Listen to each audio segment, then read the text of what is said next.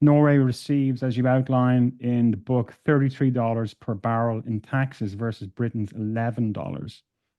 Yeah, And it's a I great, don't know whether to laugh or cry at that one. uniquely in the whole European Union, the British government insisted that all the money for structural funds for the north of England be channeled through Whitehall, my home region.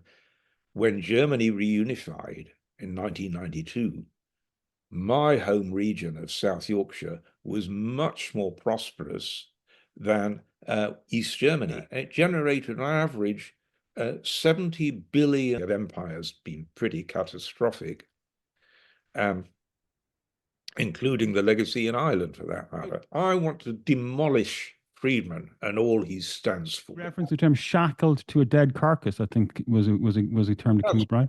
Yeah, that's right. Shackled to a core. In Ireland, we need, by various estimates, 80,000 new houses per year. We're building between 20 and 30 this year, roughly. For that, you need to break the gridlock, which is in Britain, on planning laws. Same so here. just a disgraceful reason for spending £10 billion. 10 billion.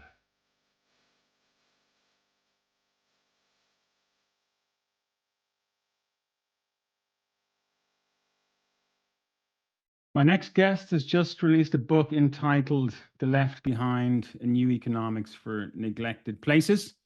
As I was reading this wonderful and fascinating book, my initial sense of shock at what I was reading quickly gave way to a feeling of alarm, which was then surpassed by a sense of resignation and finally an overwhelming sense of sadness at the deliberate and willful loss of human potential, not just in the north of England, but in many societies around the world.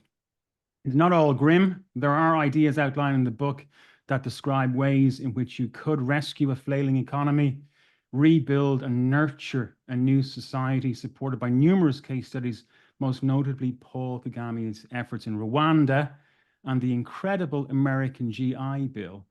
But it is nevertheless a shocking indictment of a system that has failed so many and continues to serve so few. So thank you so much, Paul Collier. Thank you. I really appreciate and I'm delighted for the opportunity to speak to you. Thank you so much. Paul, who are the left behind? The left behind, first we find them in a lot of societies all around the world. They're not just individuals, they're typically communities of place, sometimes communities of work. And they feel humiliated because they've recognized that they've fallen behind some other group that they used to be at parity with. And so there's that sense of frustration, despair, sometimes anger, as to what and why. They're asking themselves, why did we fall behind? And sometimes the really tragic thing is when they blame their own community. They look at their own group and say, who in it let us down? And that's a tragedy because nobody in their group let them down, most likely. It was something that happened to them from outside. I've got a little image in the book. Conor, have we got time to talk about the two dinghies? Absolutely. Go for it. Yeah. So imagine two dinghies sailing along in a gusty wind. And one of those dinghies is hit by a strong gust of wind and it capsizes. And the other one isn't hit by such a strong gust. It's blown about a bit, but it stays upright. And so we're now going to look at these two dinghies, and one is upside down and the other is the right way up. If we're going to get fancy economics for a moment, Conor, we'd say these are two locally stable equilibria. If you've ever sailed a dinghy and you capsize, it's very hard to turn it back right way up. So we've got one dinghy that's upside down. This crew doesn't know how to flip it back up. They don't know that they were caught by a gust of wind and the other one wasn't. They just see that they've capsized and the other dinghy hasn't. And they're upside down, drifting backwards with the current, and the other dinghy is sailing merrily on in the wind, right? Now, first, Conor, you're going to play the role of market forces. So you are now momentarily, I'm sorry to do this to you, but you're going to be an investment manager running a portfolio for a pension fund. And your job is to invest that portfolio of money in the best opportunities. So you could either invest it in the upside down dinghy, which is drifting backwards, or in the right way up dinghy, which is sailing merrily on. Conor, which you going to do? It's a very simple decision. But here's the question I have about that upside down dinghy. You're describing a wind of misfortune. But in your book, you've identified, right, that this is public policy, some of this. Absolutely. This is a wind of misfortune. That's a very good phrase. I wish I'd thought of that. And that wind of misfortune has left this community in distress. And then how do they respond to that distress? And here's the spiral down. You're putting your money, your pension fund money, obviously in the upright dinghy, not in the upside down one. And there's the market forces amplifying this initial difference in circumstance. One is adversely hit by a shock, the other isn't. And market forces are going to amplify that difference. And then we get to a further twist, and this is the social psychology. We know why that dinghy capsized and the other one didn't, but they don't. That's our introduction to something called radical uncertainty. And so what do they know? They just know that they capsized. And they say, why did we capsize, but not the other dinghy? And they start looking for an explanation. And they say, was it our fault? Who in this dinghy let us down? And very common, they scapegoat some minority, some group within them. I sometimes play this out with live audiences, and it's great fun because, I usually manage to get a row of people with 3 men and 2 women, and I say, do you think that the women might have let you down? And they're very ready to say yes. And so let's blame the women, or blame blame the 2 blacks in the audience, or whatever. And so that scapegoating is a very natural social psychology process, but of course it's quite wrong. And of course it makes the problem harder, because instead of coming together and saying, let's figure out how to get this dinghy upright again, instead of doing that, they fall out. And that social psychology reinforces the divergence. So there's the social psychology of, once a place is hit by adversity, it tends to spiral down. And that's a tragedy. It's what's called path dependence. When you start with some bad stuff happening, it gets worse. You draw a direct line in the book with Milton Friedman, the market, the concept of the market will rectify itself and the market will solve everything. And then we go into neoliberalism and into the Thatcher and Reagan years.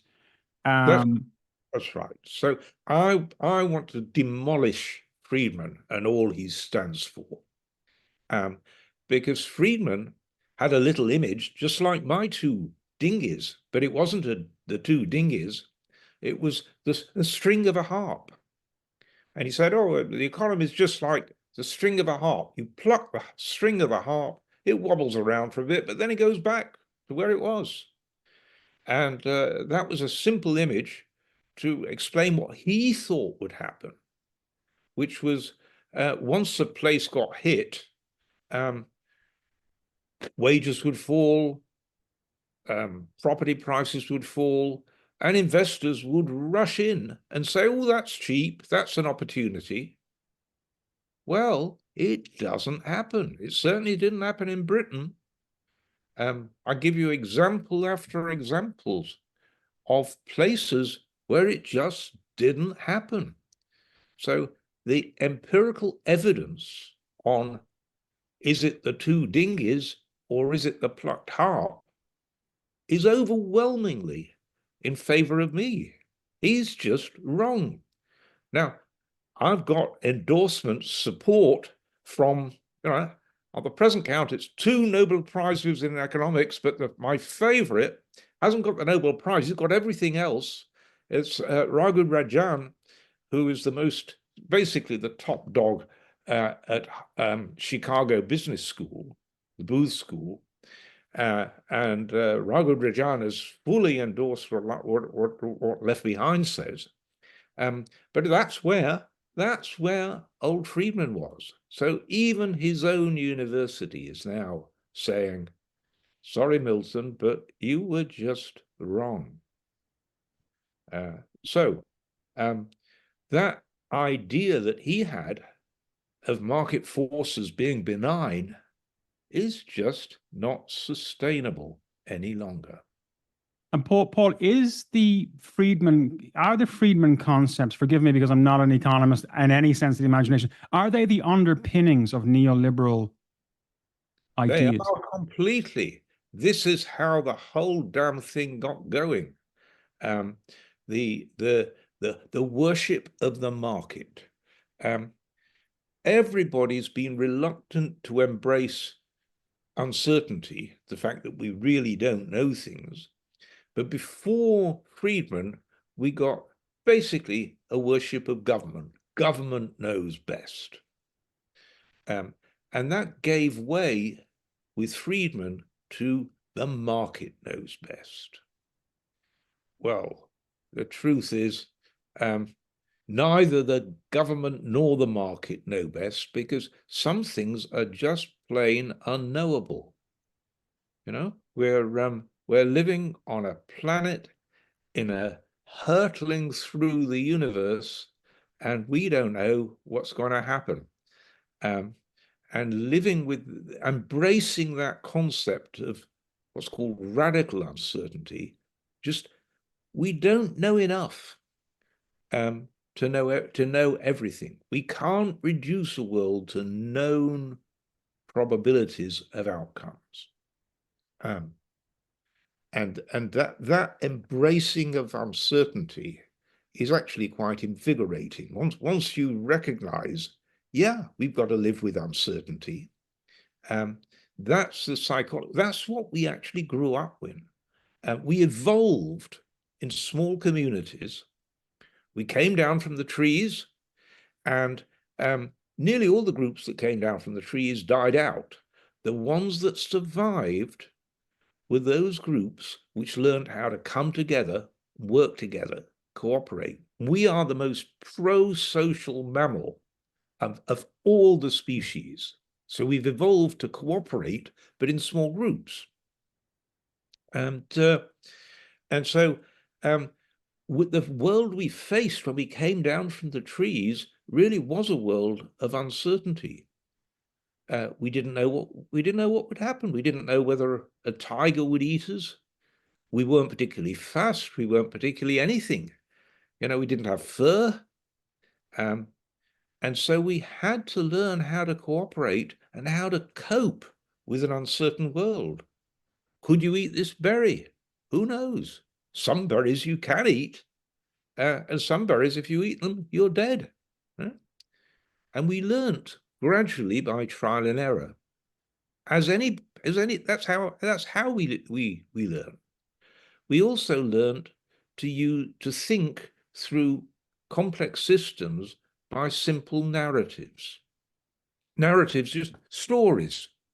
We're not very good at thinking analytically. We're not very good at using quantitative evidence of what's the probability that a tiger will attack me. Right? Yeah. If we sat there calculating the probability of a tiger, we'd been eaten by the damn tiger, right?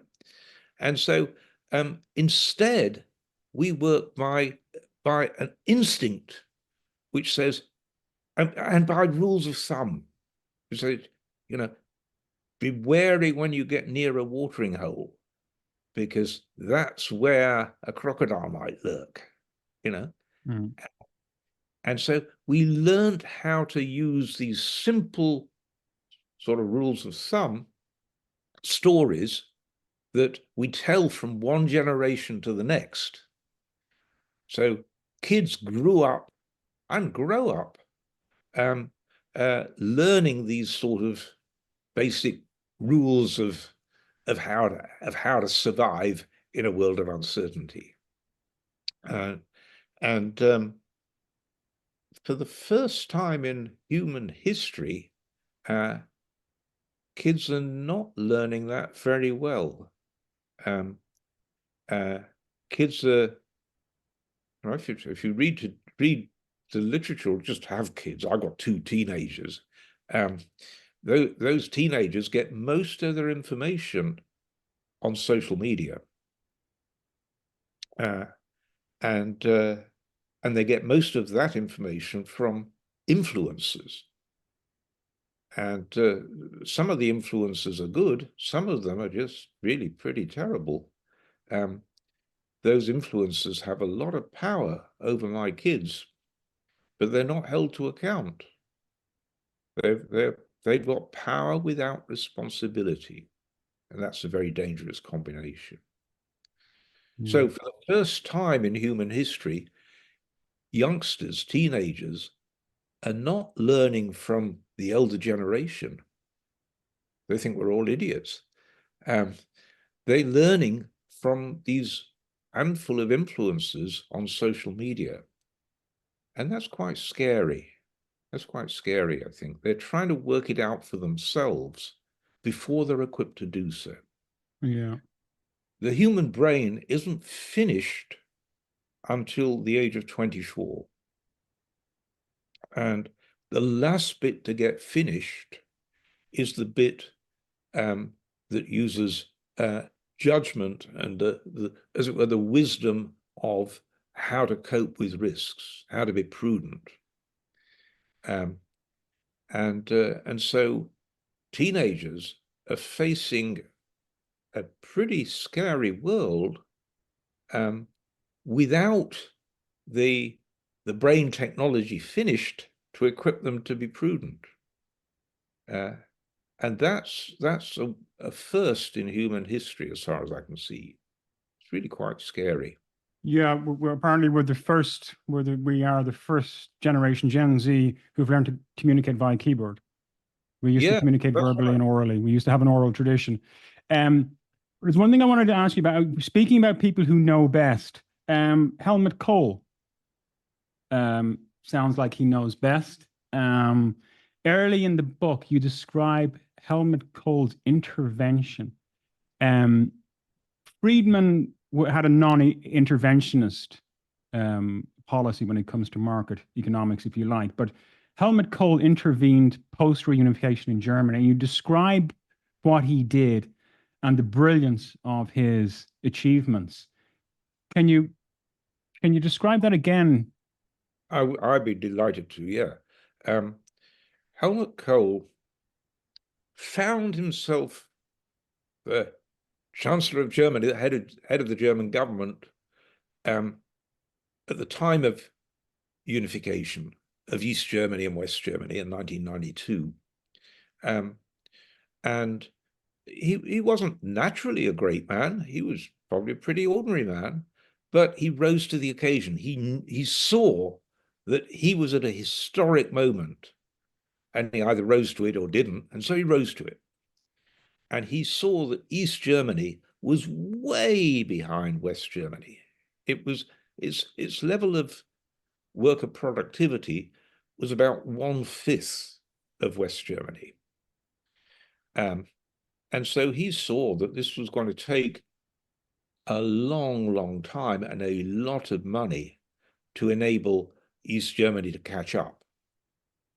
And that he wouldn't himself be in power for all that time, nor would his political party. And so the first thing he did was to say, well, this is not about party politics. How many leaders do you know who make a step like that? Not many, right? No. He said, it's not, we can't play politics about this. And so he said, let's all the major parties agree that this is going to be a commitment that all the parties make.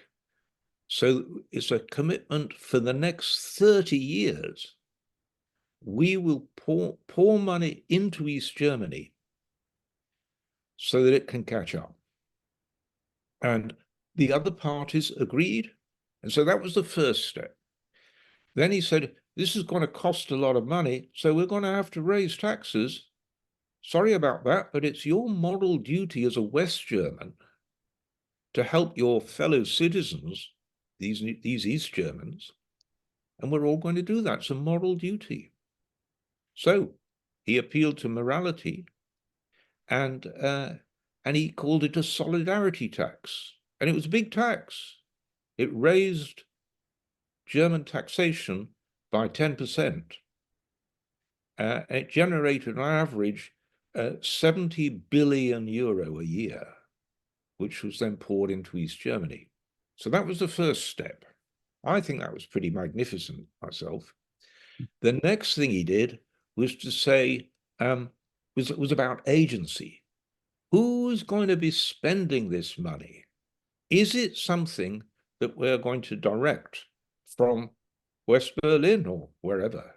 No, we're going to give this to East German cities, and their local governments will figure out how best to spend the money, city by city, place by place. And so he devolved agency to those communities.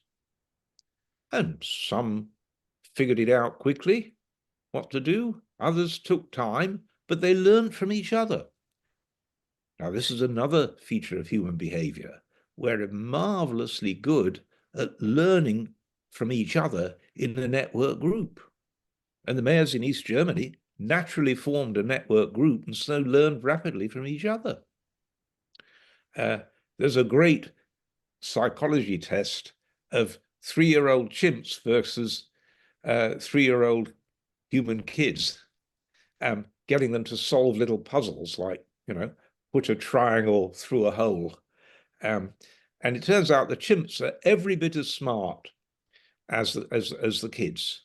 So although we give ourselves as a species a fancy name, Homo sapiens sapiens, Homo clever clogs, right? At 3, we're no cleverer than a chimp.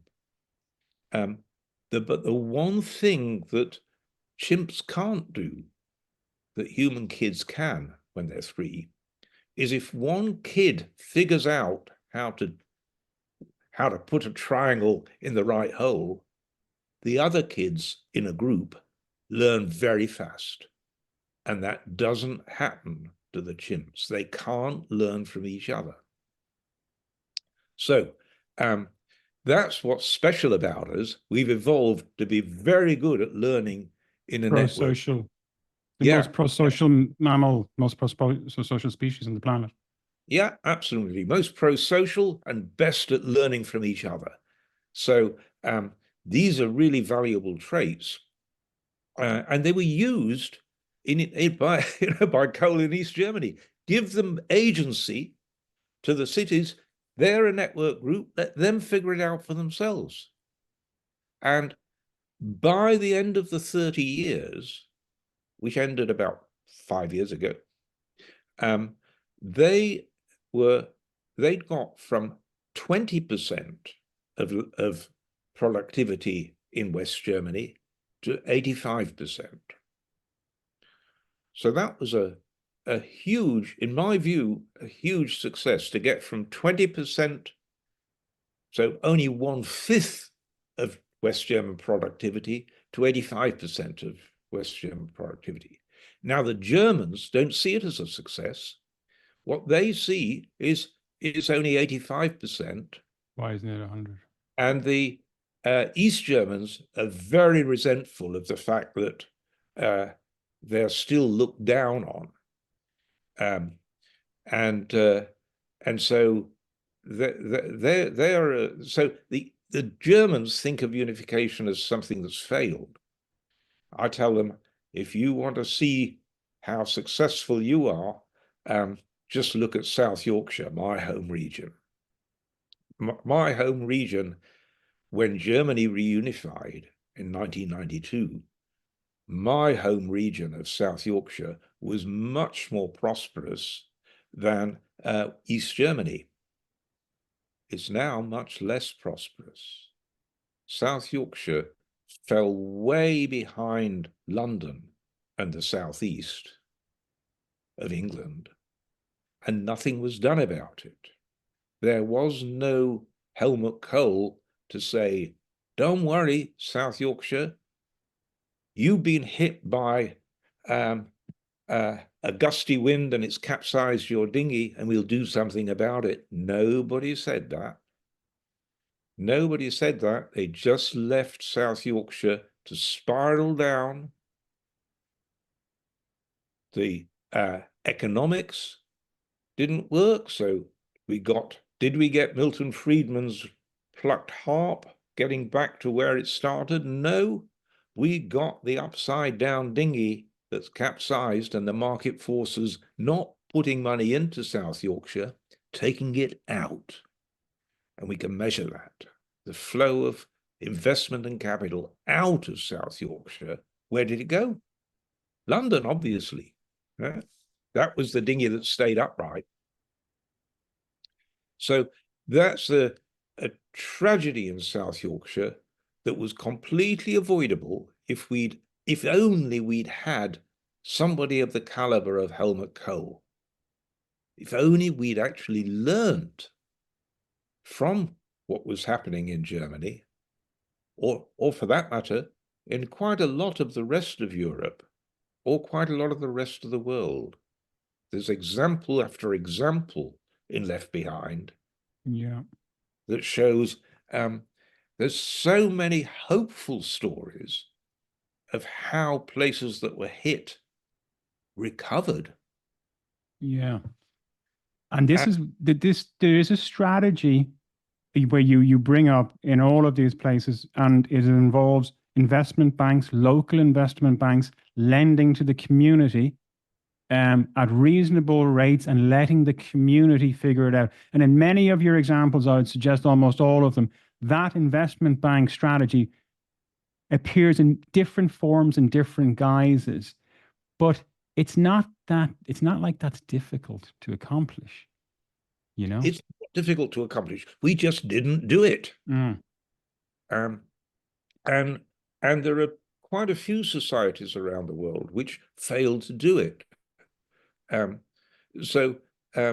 Although we're very good at learning within a network group, we're very bad at learning across different groups. So, did Latin America learn from Africa? No. Yeah. Did Africa learn from Asia? No. Did Britain learn from Europe? That's the amazing thing. Damn it, we're part of Europe. Until recently, we were part of the European community. Did we look at other European countries and see how very much more successful they were? No, we didn't, right? Why not? There's a certain British arrogance. As an Irishman, you'll find that very hard to believe, Conor, but it's true, unfortunately. There's a certain British arrogance that comes from all that, those years of empire, trying to run other people's societies for them, very badly, very unsuccessfully. Like the legacy of empire has been pretty catastrophic, including the legacy in Ireland, for that matter. But finally, Ireland sorted it out for itself, got some agency, and used it. And so you know that a place can learn and recover, because Ireland did it quite spectacularly. And if you go back to the 1950s, Ireland was pretty much the poorest country in Europe. And it's spectacularly overtaken Britain now. It's much better off. Yeah. Britain learned from Ireland? No. Yeah. Some stats that come up in the book that I think for our Irish audience, one of the things that when I was hoping when I was reading this book is that everybody in public policy and administration in Ireland would be learning and reading this book to learn from, I suppose, the mistakes of our nearest and dearest neighbors, and that we don't follow down the same path. A couple of statistics that I wanted to reference here in terms of education in Britain in 2024, of the 34-year-olds, top third have a degree, the bottom third virtually no educational qualifications whatsoever. So they're condemned to a lifetime of lower earnings. There's a number of statistics that you put in the book about what those low earnings are, and they are tragically low. They are shocking. And Irish people reading those numbers will be quite shocked. I don't have them now. But Britain, another statistic that is referenced, Britain is tied with Italy as the most unequal high-income country in the world. Difficult to understand why the inequality continues, but what permeates the book and the pages of the book is the class system. And it's the influence of the middle class and the aristocracy, and the holding up, the centralization of power. Right? Absolutely. So we're massively over-centralized. We're just astoundingly over-centralized. Both the government over-centralized in Whitehall in London, and the private sector. Finance is massively heavily concentrated in London. And so and law, or the courts are all headquartered in London. You know, so everything, and the media all run out of London. And so it's London, London, London, London. The sense of alienation for the places that are outside the southeast is terrible. It's alienation, and they smell the disdain that London. You referenced the term "shackled to a dead carcass." I think was a term that came up, right? Yeah, that's right. Shackled to a corpse. Shackled to a corpse. Right. That was a media. That was in the Financial Times. That was their description of what London felt like vis-a-vis the rest of England. Shackled to a corpse. Well, there's not a lot of empathy and respect there. I work a lot with Michael Sandel, who's a world-famous Harvard professor of political science, and he's got a very good concept of contributive justice, and he argues that every community deserves equality of respect and equality of voice. And if you find communities that don't have equality of respect and don't have equality of voice, then they're establishing that equality of respect and equality of voice is a top priority. Well, does the working class in the north of England have equality of voice? No. Do they have equality of respect? No.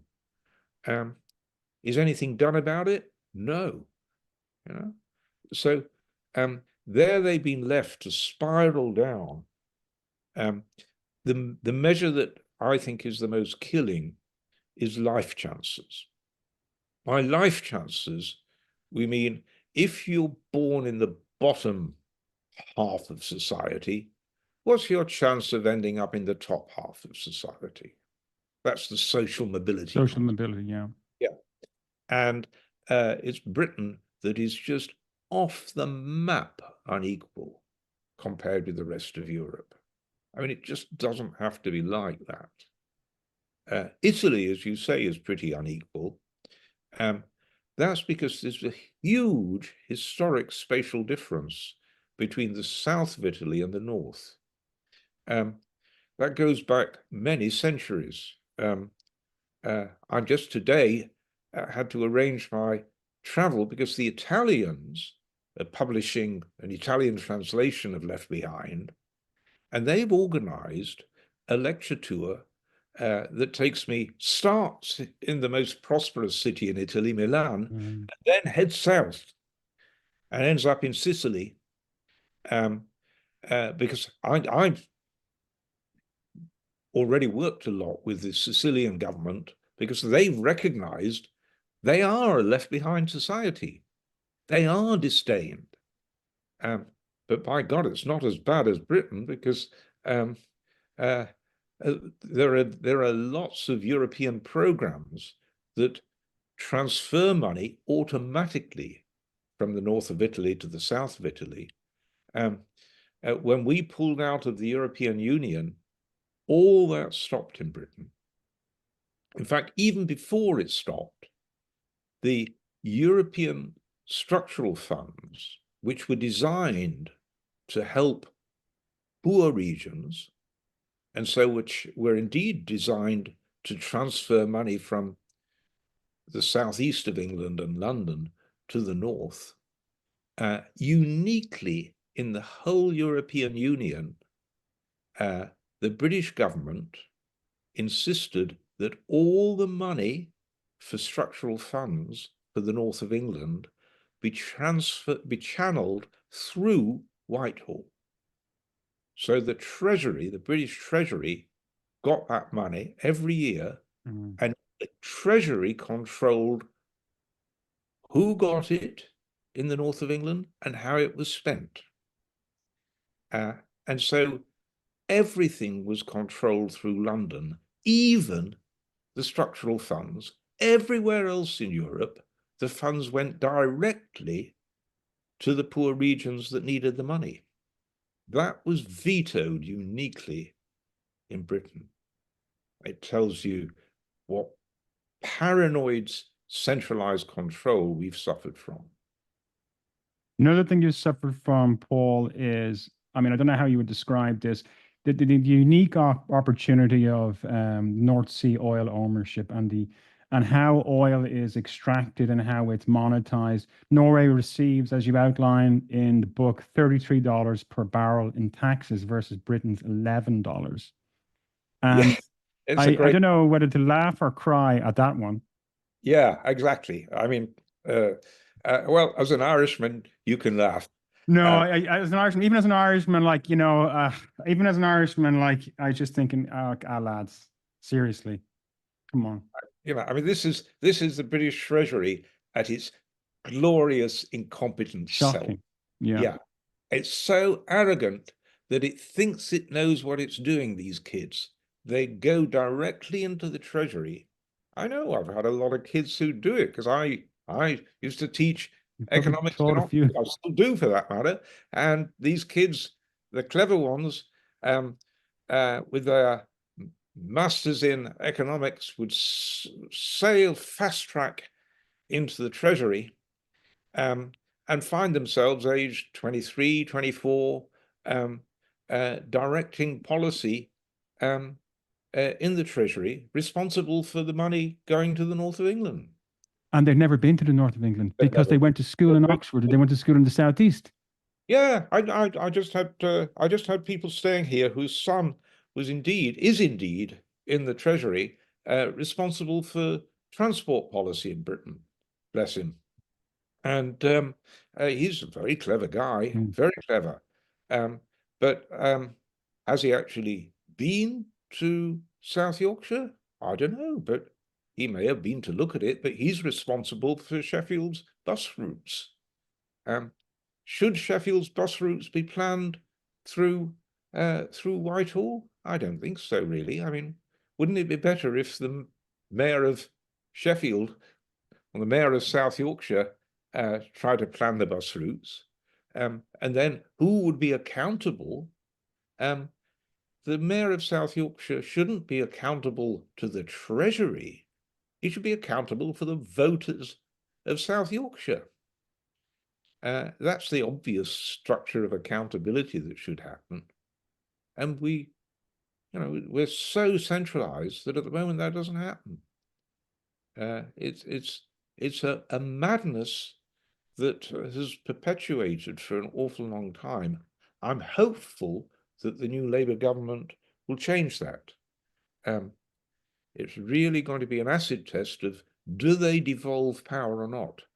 They've got the power now. Will they give it away? That's the question.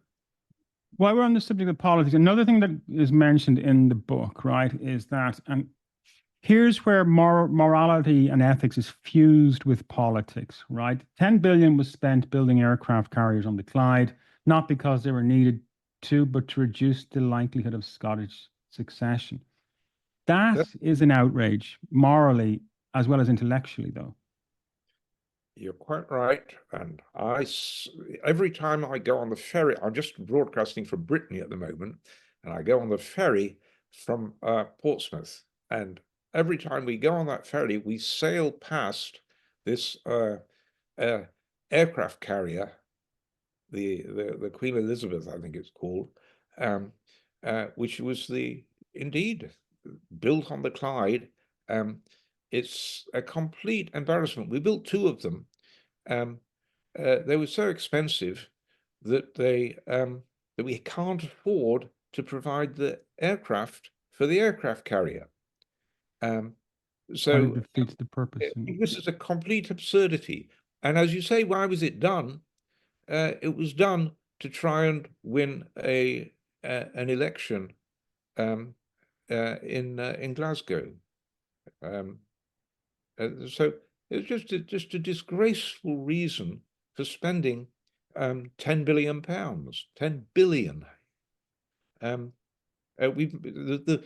most dramatic absurdity is HS2, which was supposed to be the high-speed rail line from the north to the south, right?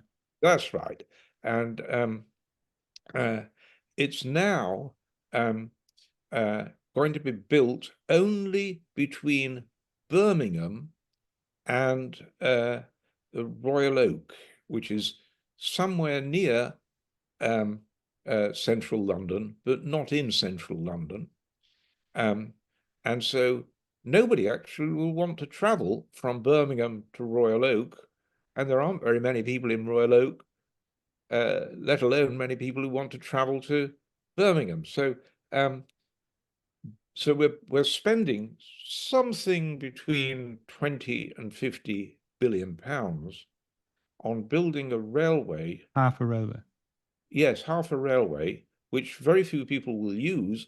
And the final irony is that because the high-speed trains have fewer seats and have to go more slowly than low-speed trains on rails that are not designed for high-speed trains, all the train services north of Birmingham, and if you get your geography and look at a map, that means anything in the north of England, they'll all be slower, less frequent, with fewer seats. And so train services, as a result of high speed 2, will be worse in the north of England than if high speed 2 had not been built. And yet we're going to be spending something between 20 and 50 billion pounds doing it. Why do you think they're going ahead with it, Paul? Oh, hopefully Labour will now just pull the plug on the whole thing. But even if they do, we've committed so many projects, guaranteed so much money, that it'll still going to cost about 20 billion. So brilliant Treasury thinking ahead here. The Treasury doesn't plan ahead. It plans year by year. It's very short-termist. It's very arrogant. It doesn't take advice. I mean, they don't know how to build a railway. They've just not got the expertise, these kids who go in age 23. They don't know what they're doing, but they're too arrogant to admit it. And as you say, overlaid on all this, as in everything in Britain, is social class. You know, I sound now, after 50 years in Oxford, I picked up an Oxford accent. I can sound quite posh, right? Actually, both my parents left school when they were 12. My dad was a pork butcher, and my mum was a shop assistant. So I'm not naturally posh. When I go back to South Yorkshire, after a week or two, I'm back with a proper Yorkshire accent. But it's social death in the south of England, and so over time I evolved out of it. The people, defenders of the system, might argue that Paul Collier is an example of why the system works. They might say, "Well, look. I mean, look at if you want an example of social mobility, look in the mirror, Paul." So, first of all, I had to do it by leaving South Yorkshire and moving to the southeast. That isn't the solution to South Yorkshire's problems. If the clever people leave, that's not the way. Yeah, that's an extraction of resources from you're depleting the community. But secondly, I'm a bloody fluke, right?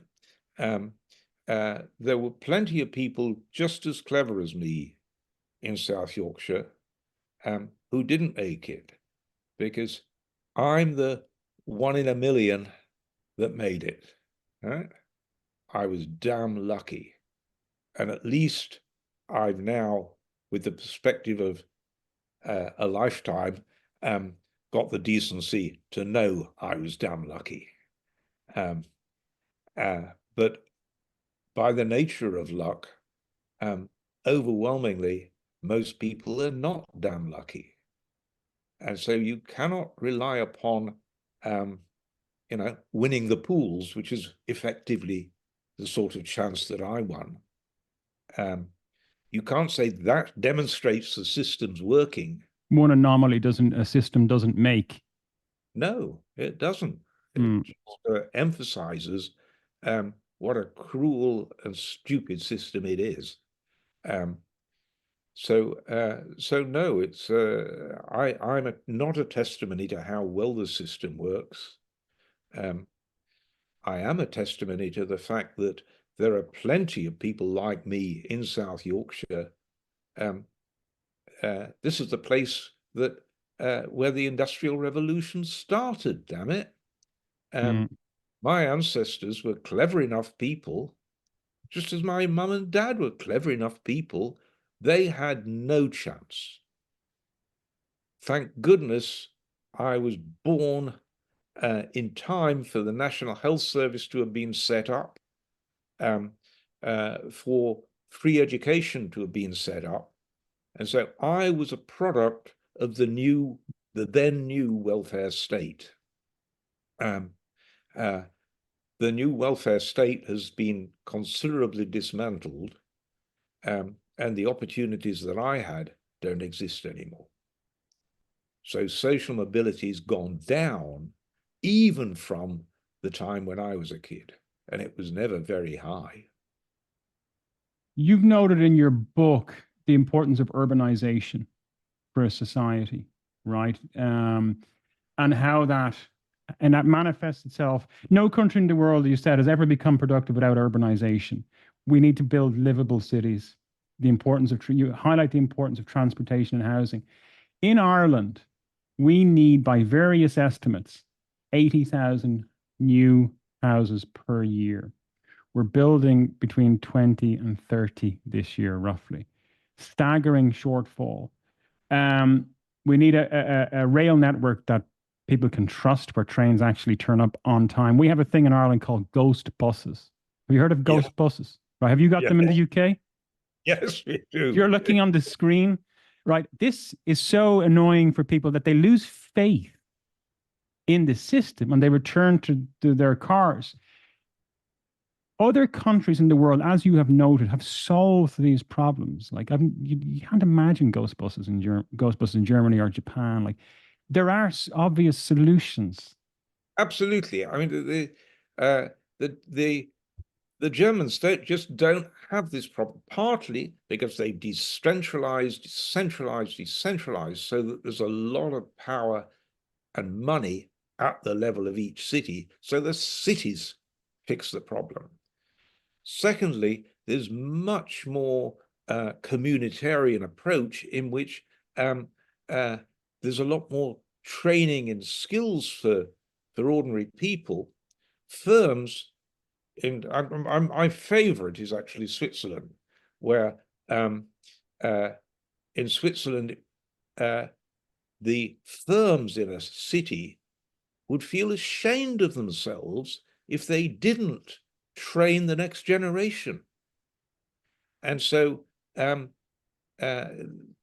training is the first step in being able to afford a house. If you've got a good skill and you've then got a job as a skilled person, you've got a reliable income, and then you're better able to borrow. Now then you need, as you started by saying a little while ago, you need the financial institutions which are then supportive of somebody being able to borrow. And then you need the construction firms that actually have the confidence to build the housing. And for that, you need to break the gridlock, which is in Britain, on planning laws. Same here. In Brittany, where I live now, part of the year, housing is very cheap, because each community is told, you're going to have to find the places to build an extra so many houses. Brittany, because it's such a nice place to live, people have been moving out of Paris for a long time, and so it's a fast-growing population. It's managed that perfectly happily, with local communities told, you're going to have to figure out for yourselves where in the community you build an extra, 20% of the population is going to move in over the next decade, where they're going to live. So the places around me, they've all got new houses built on small developments. So there's not great, vast companies that come in and build 1,000 identical houses. There's a clever system of pre-approval. So automatically, you can have a menu of different housing designs, maybe about 140 variants of different houses, and they're all pre-approved. So a builder knows, if I build a house, any of these 140 designs, I know that it's automatically, I've got the right to build it. And so he can then in turn go to the people who want to have a house and say, you choose, you tell me which of these 140 designs you'd like, and then I'll build it for you.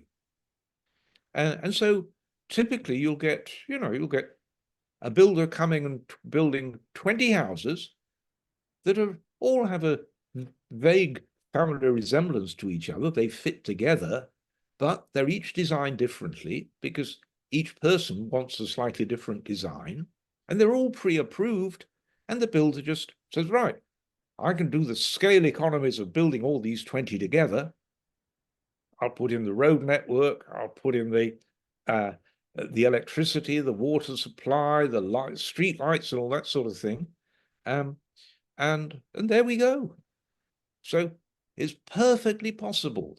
If only the countries like Ireland that have desperately failed on housing, as has Britain, learnt from the places in Europe that have made a big success of it.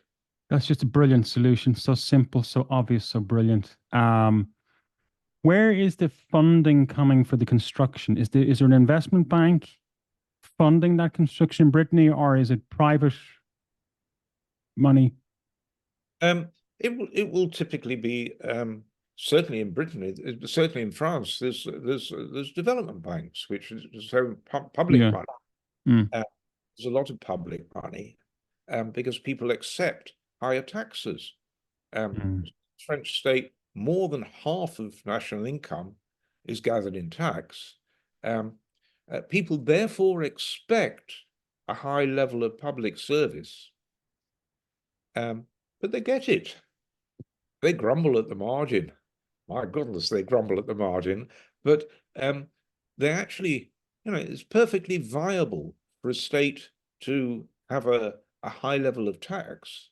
Ireland, like Britain, has a low level of tax. It's People very might be upset in Ireland about hearing that, because I think the real rate, when we add universal social charge with, there is a gate into the taxation system. So you're going to make your first 30 something thousand paying only 20%, but then you go up the ladder to 40%. And if you're a high earner, a middle high earner, it will be, you'll be touching 50%. okay. Well, high earners should be paying something like I 50. agree. Yeah, yeah. And of course, then there are other taxes like value-added tax and so on, which mean that the state can capture quite a high chunk of income of tax altogether. Generally, the societies which have rather high tax and high public spending, but well-run public spending, are pretty happy places. You look at Denmark. Denmark is the classic example of that. Not only do they do that, but the leader, Social Democrat leader, Mette Frederiksen, just got re-elected with a landslide. So you can be popular in a regime that has high tax. It's the people obsessed with low tax, like the British Conservatives, who are not popular. And the attempt to run Britain with a tax level that's like America, but a welfare state that's sort of like Europe, just doesn't work. You made the point in the book, that and it goes back to Helmut Kohl's thinking here, that the wealthy are going to have to fork out here. The Yes. privileged they're just going to have to suck it up, because ultimately we all benefit, and it's about the communitarian spirit. If you're in a difficult situation, as across Europe we are at the moment, there's been a lot of bad news. Military spending's got to go up to defend against an aggressive Russia and that sort of thing. Mette Frederiksen put it very, very honestly to voters. She said, you can't spend the same krona twice, or the same euro twice. We in Denmark have spent our money on a very fine welfare system. And so if we're going to increase military spending, something's got to give. We could put taxes up, but taxes are already taking in, I think in Denmark, about 53% of national income. So if we don't put taxes up, then some welfare spending is going to have to come down. And that transfer from welfare spending to military spending will be painful, but that's what we're going to have to do in order to contribute to European defense. And she got away with that because she explained it to voters. She educated voters. She was a good communicator. She was honest. And that treating voters with honesty was an important sign of respect. Now, as you say, who should contribute first in a society? Should it be the rich or should it be the poor? And immediately you pose that question, you've got the answer. Obviously, if the rich don't contribute more when there's a difficulty, they can't expect the poor to. And that's really what was the crushing mistake in Britain. When we got into a hole, we cut the incomes for the poor, and most outrageously with Liz Truss, who thank goodness didn't last very long. If you remember, Liz Truss, 16 days, was it? Yeah, cut the incomes for the poor in order to lower taxes for the rich. Well, that's so morally outrageous that no wonder she got swept out of power, because even the Conservatives were revolted by that. Yeah, you talk about the two pillars of spiraling up are taxation and security. Security being absolutely imperative. And you talk about, there's a number of amazing case studies in the book, and it's just to remind everybody, it's an absolutely wonderful book, and a fascinating book, The Left Behind. But there are a number of case studies of African countries, Bangladesh, all these countries that introduced these spiraling up. They did spiral out of poverty by giving the people security, bringing them together, imposing taxes where taxes needed be, but developing infrastructure. And I just wonder what the future holds for the north of England, and why. What's your perspective? Is this spiral? Is it going to spiral down? You were on the leveling up committee, right, Paul? You were brought into that for 2 years, between 21 and 23. So, what's going to happen? Well, what happened under the Conservatives? So I was brought in, and I decided that it was a complete sham. There was no money. So Michael Gove, who was a decent minister, pretty competent by the standards of the Conservative government, announced that this was the flagship program of the government, leveling up. But it was a flagship with no money, because Rishi Sunak didn't believe in leveling up. When he was Chancellor of the Exchequer, he gave it zero budget. And then when he became Prime Minister, he continued to give it zero budget. So Michael Gove was saying it's a flagship program, but it wasn't a flagship program. There wasn't a program. There just was no money. And so it was a sham. So I eventually decided to say this is a sham, because I felt it was a deliberate deception, announcing this program as if it was happening when it wasn't. We hear so much about this leveling up. So this is empty rhetoric, basically, even in Ireland. Yes, it's empty rhetoric. Now, is the present government going to? They don't need to use the language leveling up. They do need to do this, to do the reality of leveling up. I don't know how to do it. I very much hope so. I'm very keen on Angela Rayner, who I think seems to be absolutely right. She's directly elected deputy leader, and so she's got a degree of authority in her own right, and she's clearly understood the need to help not just the north of England, there's the Midlands, there's Wales, there's the southwest, all these places which have fallen far behind. And so, of course, we've got to spend money doing something about it. And of course, there's no money to spend. So there will be painful choices of trying to reallocate money to these places that need it. And not just reallocate money, but make sure that the regions have the agency, so that they're the ones that are given the money and the discretion to spend it on what they figure out. It's very important that it's not just Whitehall planning its munificence, but controlling everything. So that will be the key test. I think we'll know, we'll invite me back in 3 years and I'll tell you. I will. And one of the things we'll talk about it in 3 years and probably in 10 years is the likelihood now is that Labour have 10 years at least. Right? The Conservatives have made such a mess that they should be on the back benches, on the opposing benches for 10 years at least. So they can think, Labour can think long term here. Absolutely. I think that's absolutely right, Conor, that they've got this luxury of being able to plan at least a 10-year program. And you can do a lot in 10 years. Mm.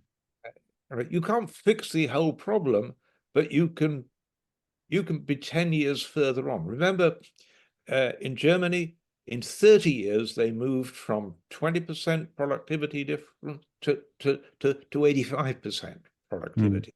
Mm. And so in 10 years, you can certainly move some way. And you could aim that over the next 10 years, we will double per capita income in the poorer regions of England. That would be, I think, a feasible thing to aim for, and it would be a really exciting thing to commit to.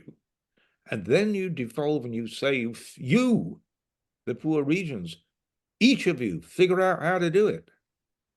And some mayors would be off like a hare, doing things that started to work.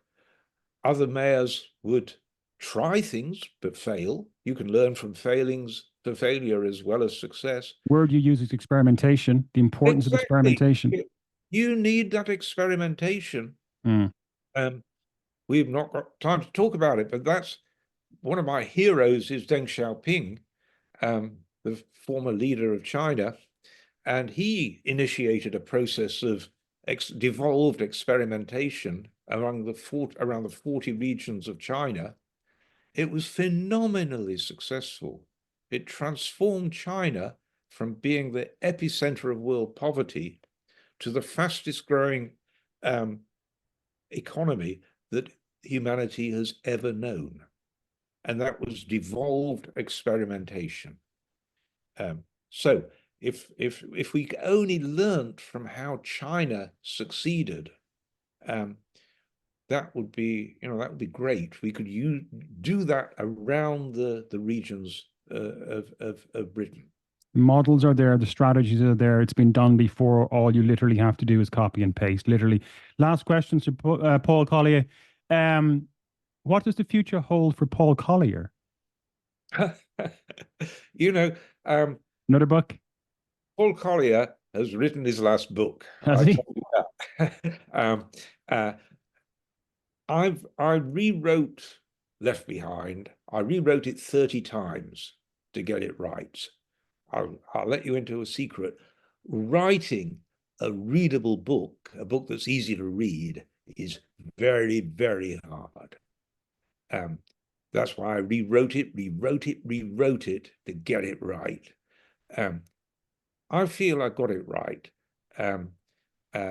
But do I want to do another one at my age? No, I don't, right? It was an agony.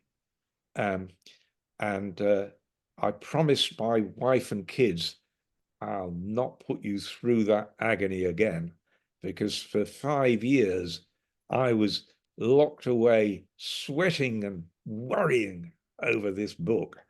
I'm not going to do that again. I will, of course, I still teach. So I'm going to carry on teaching, and I'll carry on talking about it. I love to do podcasts like this, this is a way of reaching an audience. Having written a book, I want people to read it, or at least get the ideas in it. I don't care whether they buy it or not, though my publisher does. I just care if they get the ideas. And then why have I done all this? Because I realize until there's an informed citizenry, politicians daren't do the right thing, because they're going to get criticized by some idiot influencer who'll say something like shackled to a corpse. Right? The only defense against that is we've got to have a sufficiently informed citizenry that can say, yeah, that makes sense, what that politician's starting to do. So that's going to be the future of Paul Collier, is talking about these things, writing articles, but no more books. It's just too painful. Well, if it is your last one, it is a hell of a way to go out. It is a masterful book. It's beautifully written. It is powerful. It's touching. It's moving. I hope everybody in Ireland reads it. I hope everybody in the government reads it. Paul Collier, thank you so much. It's been an absolute pleasure and an absolute privilege. Thanks very much, Conor.